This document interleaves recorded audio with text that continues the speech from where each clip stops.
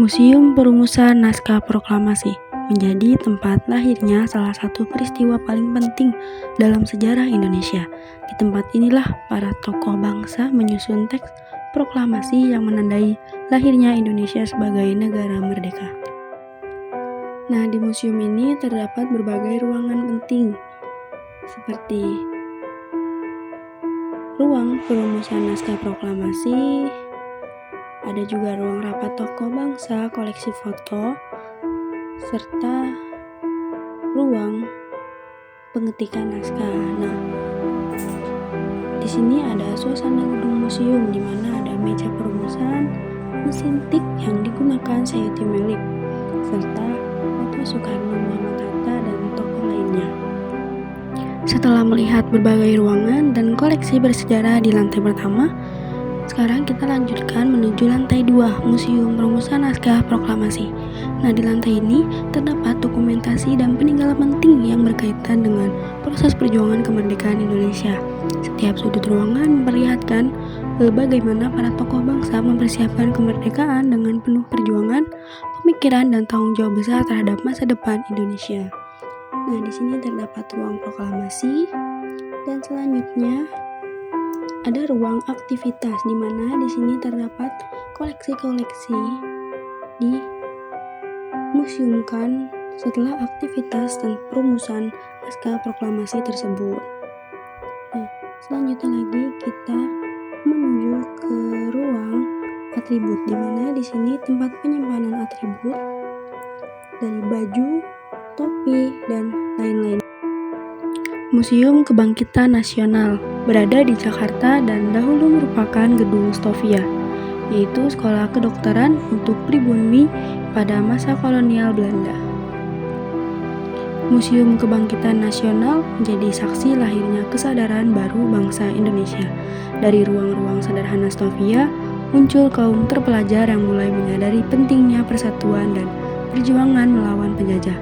Kebangkitan Nasional menjadi awal perjalanan panjang menuju kemerdekaan Indonesia. Tempat ini menjadi salah satu pusat lahirnya kaum terpelajar Indonesia yang kemudian memiliki kesadaran untuk memperjuangkan nasib bangsa. Nah, dalam video dokumenter ini dapat ditampilkan ruang kelas Stovia, asrama pelajar, foto tokoh-tokoh pergerakan nasional, serta koleksi benda peninggalan pendidikan masa kolonial. Nah, museum ini berkaitan erat dengan lahirnya organisasi modern pertama di Indonesia, yaitu Budi Utomo. Pada tahun 1908, organisasi ini menjadi simbol awal kebangkitan nasional karena mulai muncul kesadaran bahwa rakyat Indonesia harus bersatu dan memperjuangkan kemajuan bangsa. Pendidikan yang diberikan di Stovia melahirkan kaum intelektual pribumi yang mulai menyadari ketidakadilan kolonial. Nah, dari sinilah muncul pemikiran tentang persatuan, kemajuan pendidikan, dan pentingnya organisasi modern. Hal ini membuktikan bahwa pendidikan memiliki peran besar dalam membentuk kesadaran nasional. Kaum terpelajar menjadi kelompok yang mendorong munculnya ide nasionalisme dan persatuan bangsa.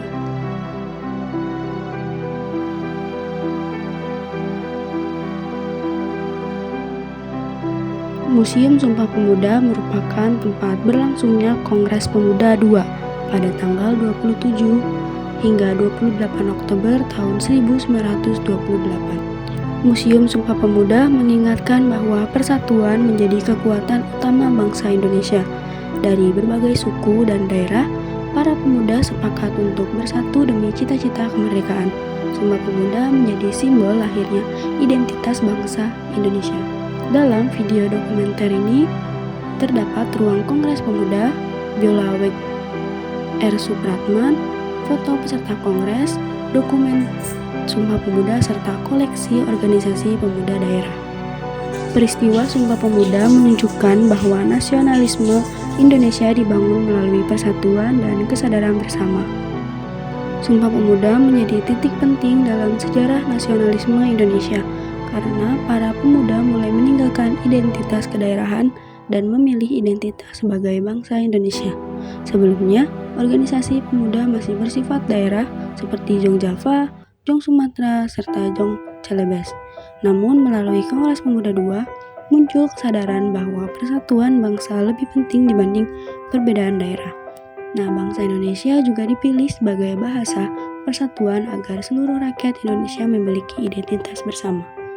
Dalam teori nasionalisme, peristiwa ini menunjukkan proses terbentuknya image community atau komunitas yang dibayangkan, yaitu ketika masyarakat dari berbagai daerah merasa menjadi bagian dari satu bangsa yang sama, meskipun memiliki latar belakang berbeda. Nah, di museum ini selain bisa melihat, kita di sini bisa mencoba di mana ada berbagai alat yang bisa kita praktikan, seperti mendengarkan lagu Indonesia Raya dari versi tahun berapa ke tahun sekarang.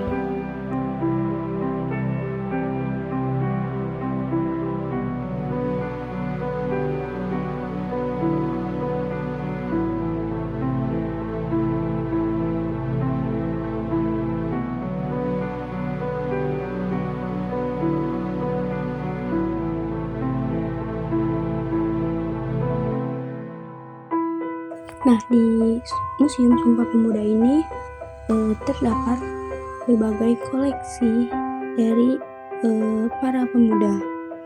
Nah, selanjutnya di sini ada eliminasi Sumpah Pemuda. Saya berpikir ke utara dari ruangan ini.